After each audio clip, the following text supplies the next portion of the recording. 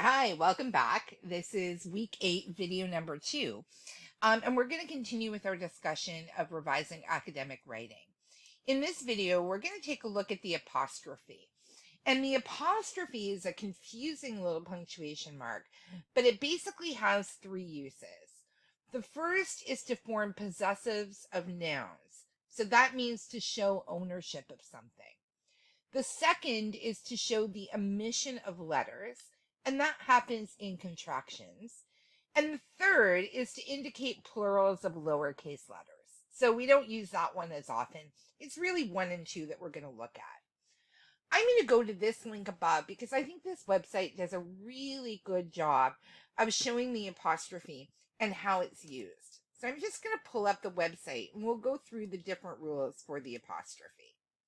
Just take me a second here to pull this up. And I will, of course, give you the link to this particular website so that you can go to the website yourself and review it. Okay, so I've just clicked on the link and I'm at the web page here. As I mentioned, I am going to give this link to you in a file with some enrichment videos that I think will help you with both the comma and the apostrophe. But this site is really good. I really like the way that it explains the apostrophe.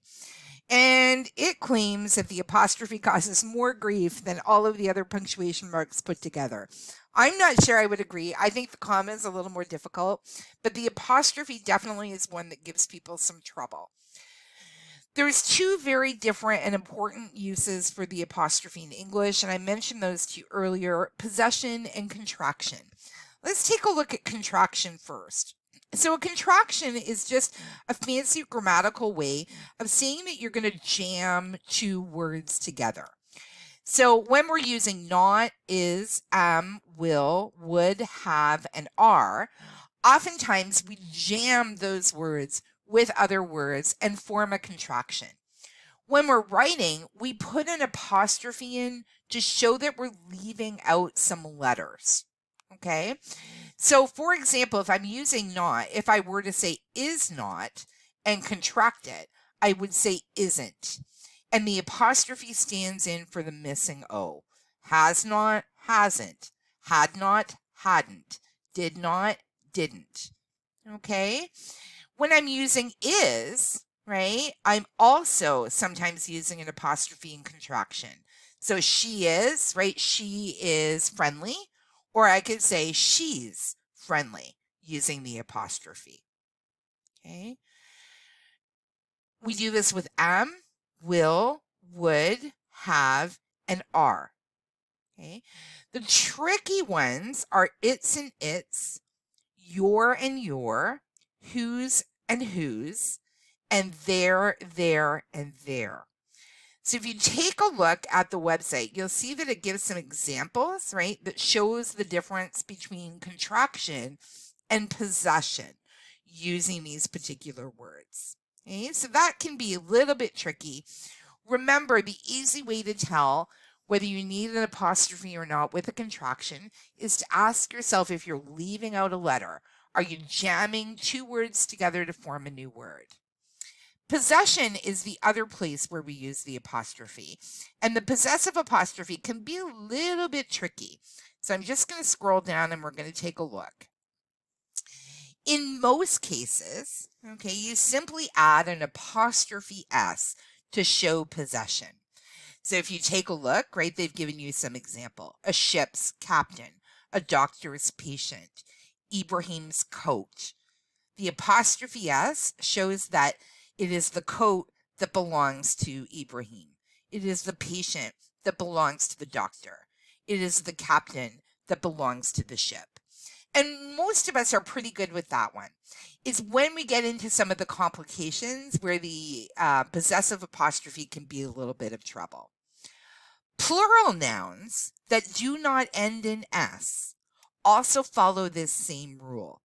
Okay, so normally when we're creating a plural of a word, we add an S on the end to show that there's more than one. But there are some words that are plural that do not end in S. So for example, children, men, women, right? These are all words that indicate that there's more than one, but they don't naturally end in an S. If we're trying to show possession with these words, we're going to add the apostrophe S in. So the children's room, the men's work, the women's club, the room belonging to the children, the work belonging to the men, the club belonging to the women. Okay. Ordinary nouns that end in an S, okay, both single and plural, show possession simply by adding an apostrophe after the S. So if we have words that end naturally with an S, whether they're single or whether they're plural, we're going to put the apostrophe after the S. So take a look at the first example, the bus's wheel. Okay, there's only one bus, but bus is a word that ends naturally with an S. If we mean belonging to the bus, we're going to put an apostrophe right after that S. Sometimes, though, we have words that end in an S because they're plural, like babies, more than one baby, or ladies, more than one lady, or teachers, more than one teacher. If we want to show that those own something, we use the apostrophe after the S. So it is the crying belonging to the babies, the tennis club belonging to the ladies, the journal belonging to the teachers. Proper names of,